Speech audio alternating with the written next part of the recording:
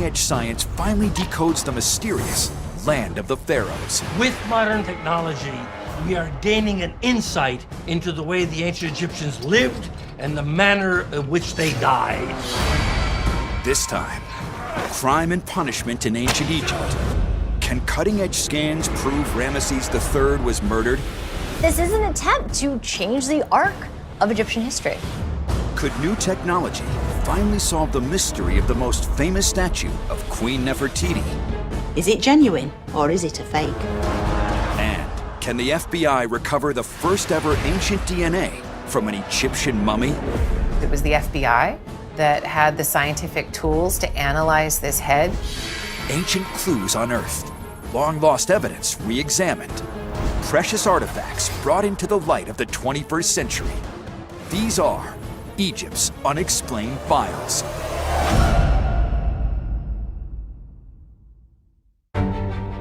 FBI agents believe they can solve a 4,000-year-old cold case by extracting DNA from an ancient Egyptian mummy for the first time ever. Nobody ever got DNA from Egyptian samples, so I didn't think it was going to work.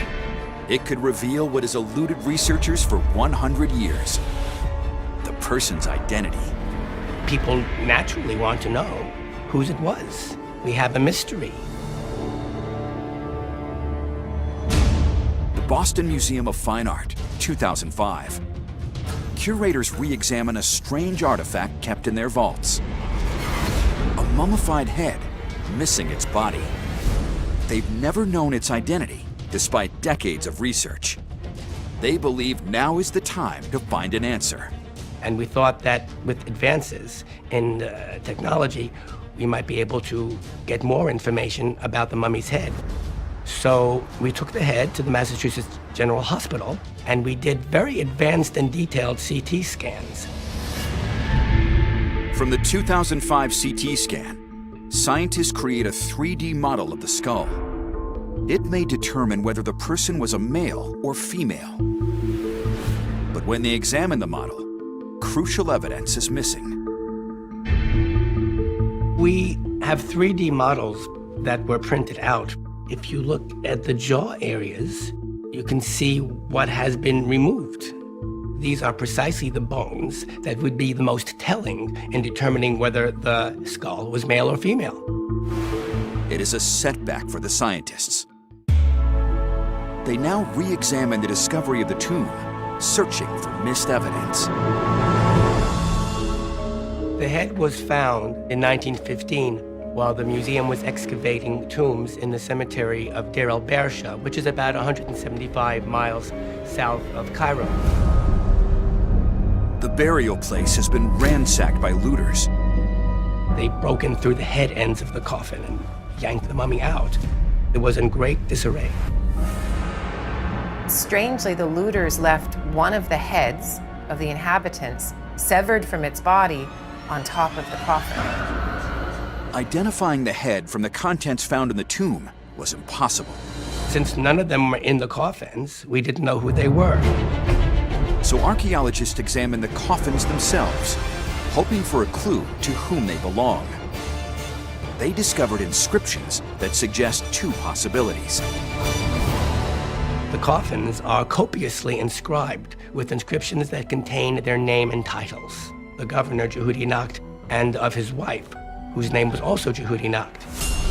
The inscriptions show the couple are important people around 2000 BCE, but the mystery of the head remains. No one knew whether it belonged to Jehudi Nacht, the governor, or to his wife. Is it him or is it her? To solve the question, museum curators seek outside expertise. In 2016, the world's leading crime fighters come to the rescue. In this particular case, it was the FBI that had the scientific tools to analyze this head. The mummy's head is assigned to two of the FBI's most experienced investigators, Jody Irwin, a research biologist, and Odile Loret, a specialist in ancient DNA. The museum wanted to know whether the head of the mummy belonged to Governor Jehudi Nacht or to his wife. For the first time ever, the FBI uses a DNA sequencing technique new to forensics. We had a really difficult situation, a situation that we wouldn't have been able to solve with all of our currently implemented technologies. The new technology is called next-generation sequencing. It can examine the tiniest of samples. So for ancient DNA, where you don't have a lot of DNA to start with, these are instruments that allow you to copy and sequence DNA that are very small and in very high throughput, so you have millions and millions of sequences. But first, the FBI team must find ancient DNA in the skull, a nearly impossible task. They wouldn't normally have to work with 4,000-year-old DNA, but often they are faced with challenging situations. Over the course of 4 millennia, time, along with the heat of the desert climate, breaks down the DNA in the head. But geneticists potentially face a far bigger issue: contamination. The mummy has been touched by multiple people, the looters, obviously, the archaeologists, and then probably some curators at the museum in Boston. So we were very concerned about contamination. To extract uncontaminated DNA, the FBI team need an untouched sample. A daunting task after 4,000 years. What we did is we got a sample from inside a tooth by going through the neck, so that we knew for sure that it had never been touched. The removal of the molar was done as delicately as it would be if you were operating on a living person. The tooth could yield a viable DNA sample. But the scientists know the odds are against them. I was really skeptical. When I started, I thought there might be a 5% chance it would work, at best. Extracting useful DNA from the tooth is a delicate and painstaking process. We sanded the surface to remove contamination, and then we drilled through the tooth to remove powder. Once you have the powder, you extract the DNA, you put it in solution, and that's the DNA extract. For the first time ever, the FBI uses the very latest sequencing technology to process a mummy's ancient DNA. The results show up as a huge data set of chemical sequences. Once you've done that, you see how many sequences you have that match chromosome 1, how many chromosome 2, 3, 4, 5, X and Y. Odile is hunting for the Y chromosome, because Y chromosomes are only present in male DNA. If they succeed, it may be the first ancient DNA extraction from an Egyptian mummy in history. Nobody ever got DNA from Egyptian samples, so I didn't think it was going to work. When the FBI team study their results, they discover something long thought unattainable: ancient DNA. They can now solve the mystery of the severed head. The DNA results showed that the mummy's tooth, and therefore the mummy, is from the governor, Jehudi Nacht, and not his wife. Yeah, it was a boy. Although I'm very happy that we know that it is the governor and not his wife, I was kind of hoping that it was her. After 4,000 years, an ancient mummy has his identity restored thanks to the world-class expertise of the FBI. But what is more, they make a scientific breakthrough in the field of ancient DNA that will undoubtedly lead to further discoveries in the future.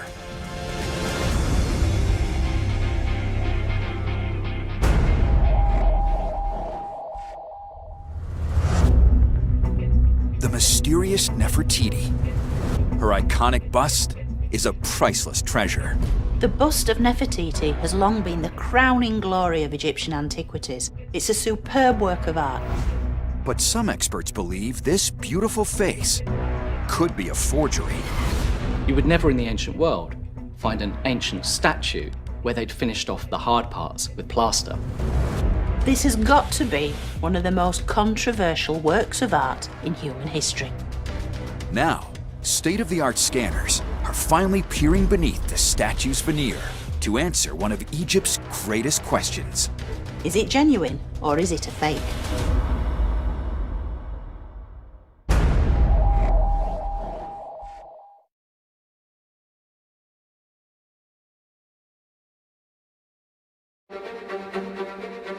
She is the iconic face of Egypt's 18th dynasty, Queen Nefertiti. Nefertiti has gone down in history as the most beautiful Egyptian queen of all time. But for over 100 years, questions about this beauty loom large. Some believe the life-size bust that created her image may not be real. I think that the bust of Nefertiti is a masterpiece, and masterpieces are very hard to evaluate in terms of authenticity. A lot of duplicates were made because the bust was so very popular. Every collection wanted a replica, so visitors could come and admire the bust of Nefertiti, even if it's not the original one. And I think the proliferation of these reproduction busts has sort of led to a certain amount of uncertainty, which is the real one. We can't 100% say it's accurate. So scientists begin a 21st century investigation to find the truth. Experts are analysing this bust using the latest scientific techniques to try and find out if it truly is ancient. They start by probing the statue with a 64-section CT scanner, revealing for the first time the bust's inner structure. CT scans reveal that it's a limestone core which has been covered with a layer of stucco, which was then painted. For Egyptologists, the discovery is deeply suspicious. You would never in the ancient world find an ancient statue where they'd finished off the hard parts with plaster. So this rings some alarm bells. I suppose the temptation of people to want to buy a little piece of Amarna art for themselves could throw up the possibility that a bust like this may have been made by a forger. But of course it just feeds into this whole mystery of, is the Nefertiti bust a fake or not? The strange materials found in the scan lead experts to re-examine the circumstances under which the bust is discovered in the early 20th century. Ludwig Borchardt claims to find the bust of Nefertiti in a workshop at El Amarna under 50 centimeters of dirt and gravel.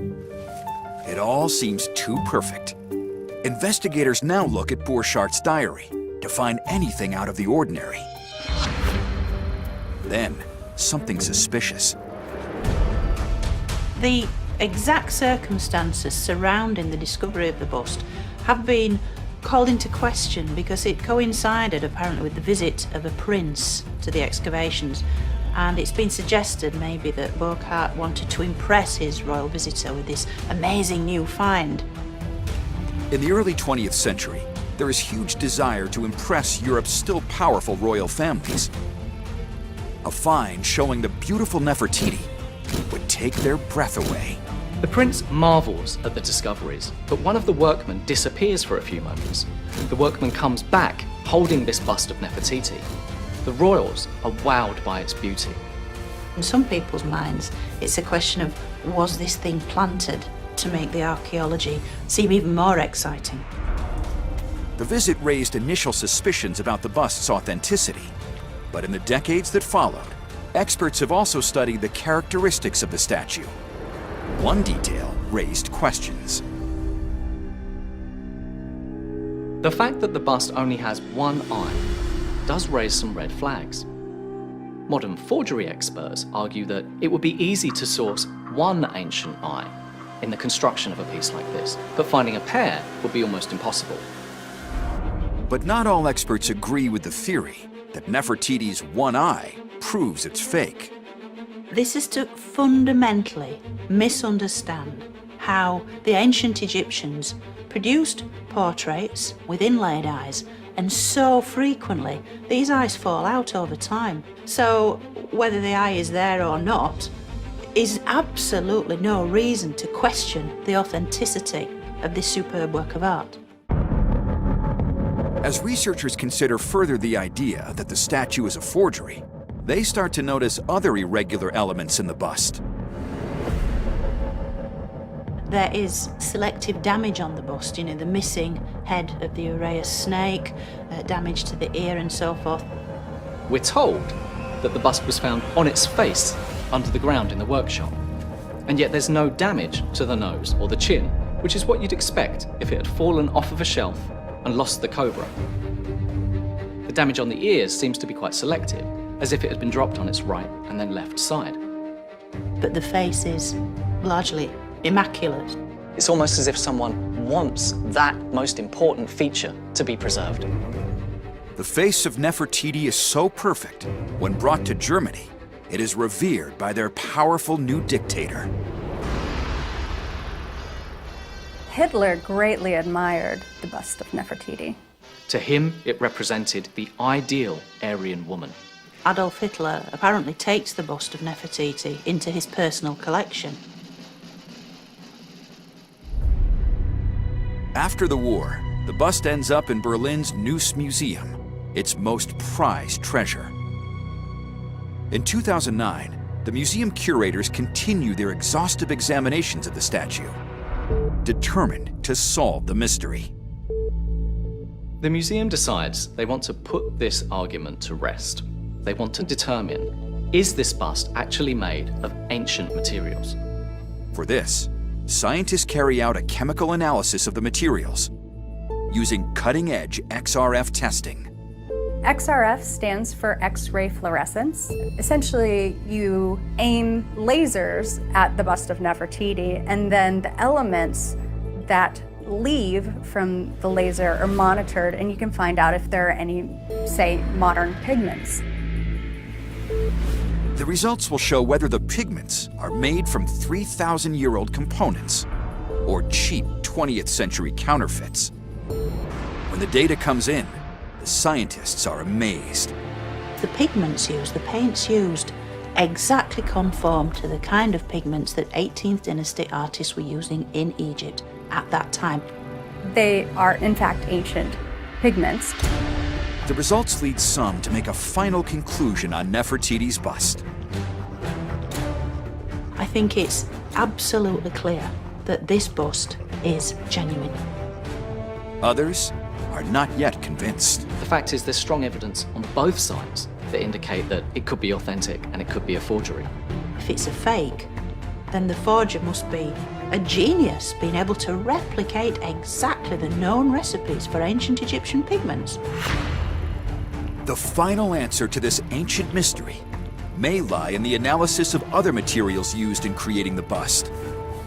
A task scientists will no doubt tackle in the future. Eventually, when we're able to date limestone and plaster, then we'll be able to tell for sure. Priceless ancient artifact or 20th century fake? Experts are getting closer and closer to a definitive answer on the enduring image of the most beautiful queen in ancient Egypt.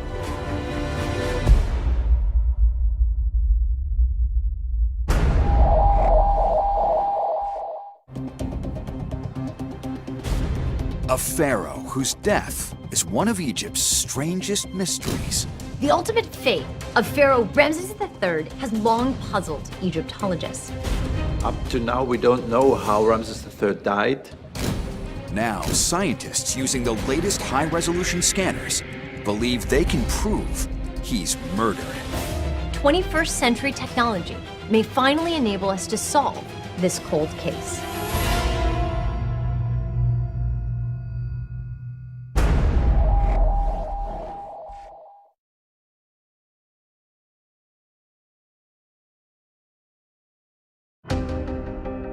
He was the last truly great monarch of the 20th dynasty, the dominant Pharaoh Ramesses III. He seems to have been a very powerful and successful pharaoh. But despite perceptions, some experts suggest the king has troubles at home. Towards the end of his reign, there does appear to have been some problems with law and order, so there may have been gathering storm clouds towards the end of his reign. These stormy last years become the basis for a long-held theory. Ramesses III is the target of an assassination plot. The assassination of Ramses III and the attempt to put someone other than his designated successor on the throne is definitely a coup d'etat. But there is a problem with the theory. No one's ever been able to prove that his death is murder. Now, scientists think cutting-edge technology could reveal new information in a key piece of evidence: Ramesses' body. The mummy of Ramses III is labeled. It was rewrapped and reburied following the end of the New Kingdom. so we know that it's his body. The pharaoh's corpse now lies in the Egyptian Museum in Cairo. When scientists carry out an initial examination in 2012, they find no obvious causes of death. There's no evidence of any kind of diseases or trauma or any indication why he could have died. But on closer scrutiny, there is an obvious clue. While most of the bandages on the body were taken off during antiquity, in one spot, the bandages have been left intact. Most interestingly, we have a thick layer of bandages just around the neck, and this couldn't have been removed in the earlier attempt, so it remains there forever. The bandages appear intact from the time of the burial, suggesting they could be hiding something. Unlike other post-mortem examinations that dissect the body, the scientists decide not to remove the bandages. Instead, they use a 21st century method of investigation. In recent times, it's been possible to examine mummies in more detail using CT scans. We are allowed to make new CT scans of the mummy to look, let's say, inside the body, which we cannot see from outside. They scan Ramesses III for the first time in history, creating a 3D image of the 3,000-year-old corpse. When the scientists study the scans of the neck, they're horrified. It became clear that there is a very deep gash that runs across his throat. Everything cut, the muscles, the skin, and even the arteries. So we're talking here about a really deep cut, several inches deep. It actually cuts back to the vertebrae at the back of the neck, so a really deep gash to the neck. A wound of this type can mean only one thing: murder. It would have been very rapidly fatal. There's no chance to survive such a cut. It's really a typical deadly cut wound of his neck. But there is even more. The scientists find evidence that suggests the wound is definitely inflicted while Ramesses is still alive. Inside the wound, there's a little amulet. And in the CT scan, you could see it's the shape of an Ujat eye, of the eye of Horus, and that is a healing amulet. And this is an amulet the ancient embalmer puts in to heal something, to repair something. So it's as if to make up for the fact that he died in such a violent and traumatic way, that they're adding that amulet to almost undo the damage that was done. It is enough evidence for some Egyptologists to make a final conclusion about the fate of Ramesses III. The CT scans of the mummy of Ramses III indicate that he was the victim of a vicious assassination. The cause of the death of Ramses III has mystified Egyptologists for generations, but new scientific techniques have revealed a potentially brutal demise. Many believe this proves the long-standing theory, turning Ramesses' death into a case of murder 3 millennia after it is committed.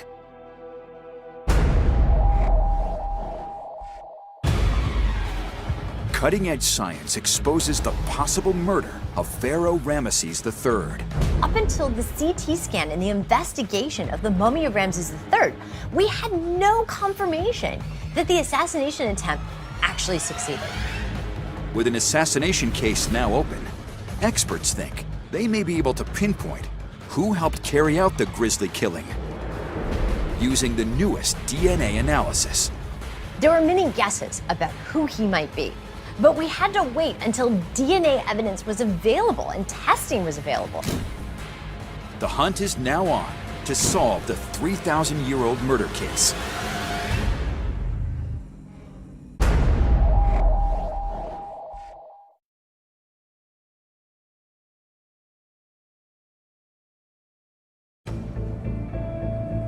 Egyptologists want to know who may have plotted against Ramesses III. To start, they return to the tomb where the 20th dynasty pharaoh is found, along with other family members and royals from the time. Could someone else buried there be implicated in his murder? The tomb at Deir el-Bahri, containing most of the mummies of the rulers of the New Kingdom, is discovered in the 1880s.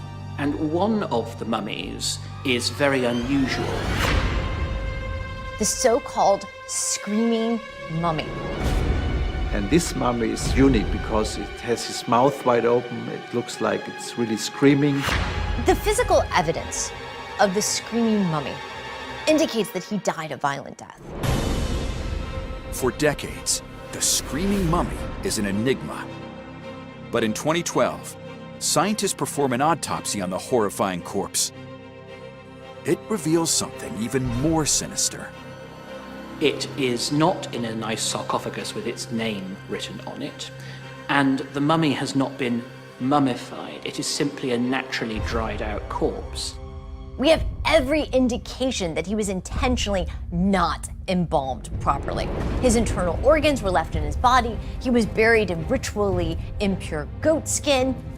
It appears to some that this is done deliberately. I mean, this seems that the priests, the embalmers who enacted this bizarre version of the mummification ritual took care to not give him a proper burial. Some Egyptologists speculate that this person may have been cursed in his burial in some way. The autopsy also shows chilling details of the screaming mummy's death. From the outer side, around his neck, there were some wrinkles. It looks really like that there was a rope around his neck, and maybe he died of suffocation. The evidence suggests the man is strangled or hanged. It could be a punishment or a gruesome crime. Egyptologists turn to ancient records for more information. Re-examining an ancient papyrus found in the 19th century, they discover something incredible. Trial records describing a plot to assassinate Ramesses III. The judicial papyrus of Turin contains the testimony of the conspirators who took part in this conspiracy. When experts study the section naming the accused, they're even more intrigued. On trial is one of the king's wives, Queen Tai. Also mentioned is her son, Pentaweret. It tells us their names, it tells us what they did as part of the conspiracy, who they interacted with, so they give us the names of their collaborators. This is an attempt to change the arc of Egyptian history. Some of the conspirators seem to have been swiftly sentenced. Lower-ranking conspirators are executed, often in very gruesome ways. Some of them seem to have been impaled on spikes. But it appears the judge faces a dilemma with others. Because several of the perpetrators in the assassination of Ramses III are members of the royal family, how do you handle the death penalty? Historians can find very little record of Queen Tai's fate, but they uncover a chilling sentence for Pentaweret. The pharaoh's son is found guilty and ordered to kill himself. Pentaweret performed suicide, possibly by hanging himself. Experts now consider an extraordinary new theory. The screaming mummy could be Pentaweret, Ramesses III's son, and possible conspirator to the pharaoh's murder. To prove the theory, scientists turn to the field of genetics, hoping to confirm the screaming mummy's identity. There were many guesses about who he might be, but we had to wait until DNA evidence was available and testing was available. Forensic anthropologist Dr. Albert Zink leads the investigation. We installed a DNA laboratory in Cairo, close to the museum, to extract the DNA and then also to multiply the DNA and to get in the end a genetic fingerprint of the mummy. Dr. Zink and his team extract a sample from the bone of the screaming mummy, believing they have found ancient DNA. When he compares the sequencing data of the screaming mummy with the DNA taken from the body of Ramesses III, he's stunned. What we see when we analyze the DNA of both mummies that they indeed share 50% of their DNA. So it's highly likely, based on this genetic test, that they're indeed father and son. It is a shocking and unexpected result. Based on this information, some Egyptologists believe they can make a conclusion about the screaming mummy. If we put all of this evidence together with the papyri, it makes the most sense that the screaming mummy is Prince Pentaweret. It means the son of Ramesses III may have been instrumental in a plot to kill his own father, the 20th dynasty pharaoh of Egypt. Then he hanged for it. It is a window into a dark Egyptian drama, only made possible by 21st century scientific breakthroughs.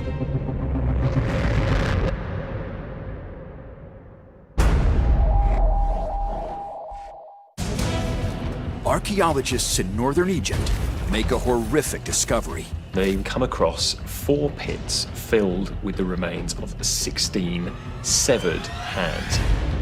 It is a mystery Egyptologists are determined to solve, answering a gruesome question. For what sinister reason are these hands cut off?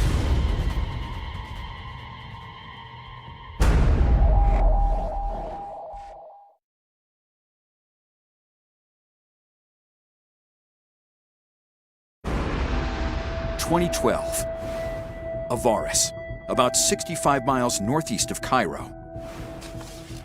Archaeologists dig at a royal palace in the ancient city. They uncover something morbid. 16 severed right hands. This is a very strange and puzzling find in many ways. The severing of hands does not seem to play in other areas of Egyptian activity. Egyptologists are determined to make sense of the ghastly find. They start by examining the judicial system in ancient Egypt, wondering if the hands could be part of some state-sanctioned punishment. We have a lot of evidence of a system of crime and punishment existing in ancient Egypt from relatively early on. The more serious crimes led to mutilation, and generally the lopping off of one's nose or the cutting off of one's ear. Harsh treatment.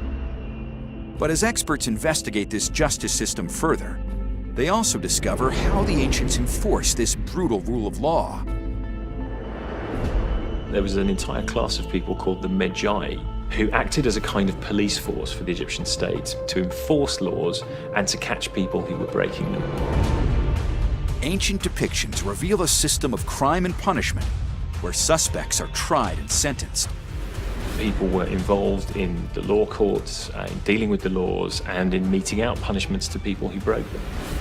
But not only were the guilty punished, even innocent witnesses are subject to the brutalities of the law. If you witnessed a crime and did not report it, you would be guilty. If you see something, say something, don't be quiet. We know that torture is used from time to time as a means of interrogation, and we have the evidence that arms were twisted, various other techniques used to try and coax information out of people. Could these 16 severed hands be evidence of this ancient torture? Some experts are not convinced. The hands found at Avaris are severed. This would be a bit severe if we're looking at torture. This is something else, something different. Researchers must find another explanation. They wonder if an answer could be found in the actions of the pharaohs. They examine a painting in the famous tomb of King Tut.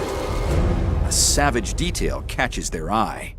A relief of Tutankhamun actually shows that his enemy's hands are being skewered on spikes. It's an intriguing clue, so much so that investigators compare it with paintings from other royal tombs. On the reliefs in the tombs of Ramses II and III, we see piles of hands being collected, which are actually the right hands of all of their enemies. The evidence is mounting. The severed hands appear connected to some sort of military action. When experts study the records from ancient battles, they make a crucial discovery. When we look at Egyptian battle records, particularly from the 18th dynasty, we understand that it was common practice for the victorious Egyptians to sever right hands of fallen, slain enemy. But why cut off the hands of your fallen enemy? It's common practice for the pharaoh to pay his soldiers in plunder. For the soldiers to get paid, they need to prove that they were brave in battle, and what better way to do it than to cut off the right hand of your enemy? The severed hands appear to be physical proof of kills on the battlefield. It allows Egyptologists to make a final conclusion about the 16 hands. Taking all the evidence together, it seems very likely that these hands in these pits in the royal palace are the evidence of what we see on the temple walls, hands having been cut off foreign prisoners, brought to the palace as a symbol of Egypt's conquest over its enemies. The archaeological discovery of the severed hands is the first empirical evidence of this practice ever found in Egypt. We had textual and visual representations of severed hands. The Abydos find is the first time we have actual hands. It also confirms a system of payment for soldiers Egyptologists thought might be true, but for which we now have undeniable proof.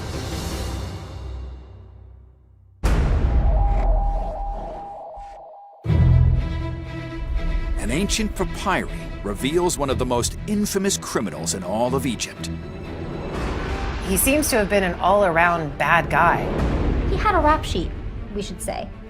Egyptologists want to know if this man gets away with his crimes, and whether he could be at the center of one of the earliest criminal cases of sexual misconduct.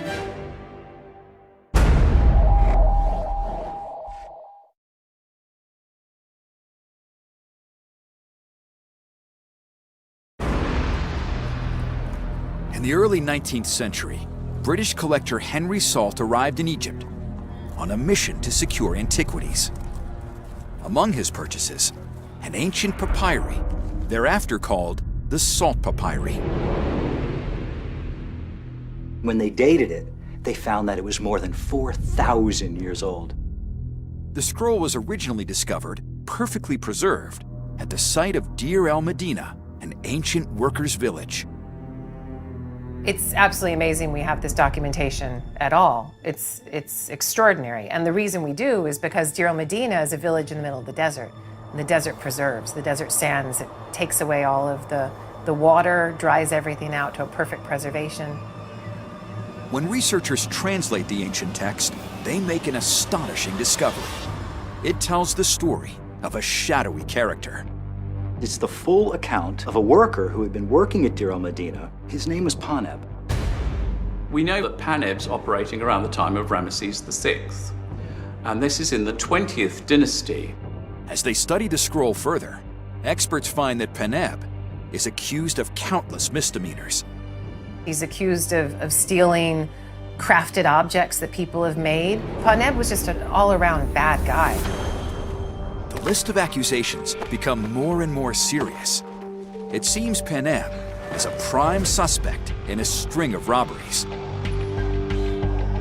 According to the Salt Papyri, he's raided at least 3 tombs, but that's based on the recording that we have. And of course, someone with a rap sheet like Paneb likely looted many more. Tomb robbery is one of the most serious crimes you can commit in ancient Egypt. The crimes take place in one of ancient Egypt's most sacred cemeteries, the Valley of the Kings. This vast royal burial ground is close to Paneb's home in Deir el-Medina. Deir el-Medina was important because that's where all the workmen for the tombs of the Valley of the Kings lived. Experts conclude that Paneb is a craftsman in the construction of the royal tombs, a job that offers unique access to restricted areas. The Deir el-Medina craftsmen knew the location of every royal tomb. That was their place of work. They knew where Ramses II was buried. They knew where Thutmose III was buried. Paneb is going to have intimate knowledge of the layout of all of the tombs. He's actually involved in digging them. Any tomb builder in ancient Egypt is a suspect for robbing these tombs out. Paneb has access to information only a handful of people have. It stands to reason that if Paneb had this kind of specialized information, then any other tomb builders would also have that kind of special information. From the records, experts reveal that Paneb begins to use his specialist knowledge to his own benefit. He's decided to use that position of power for a life of crime.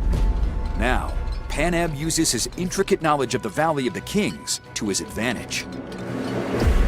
Paneb was accused of stealing from the tomb of Seti II, but the one that would have got him the worst condemnation was from stealing from Queen Henutmir, where he took a goose, which was a symbol of Amun and would have been extremely valuable. But his crime wave can't go on forever. The Salt Papyri reveals Paneb's actions catch up with him. And his felonies go far beyond treasure-seeking. From the records, Paneb's trial could be one of the earliest criminal cases of sexual misconduct in history. He's accused of stealing from a number of people's tombs. He's accused of stealing wives, so to speak, when he's accused of adultery. And he's also accused of rape and violence. Paneb was just an all-around bad guy. In the end, Paneb's low moral standing comes back to haunt him. The trial seems to have shown that he had many enemies, and he was taken down for it. Justice in ancient Egypt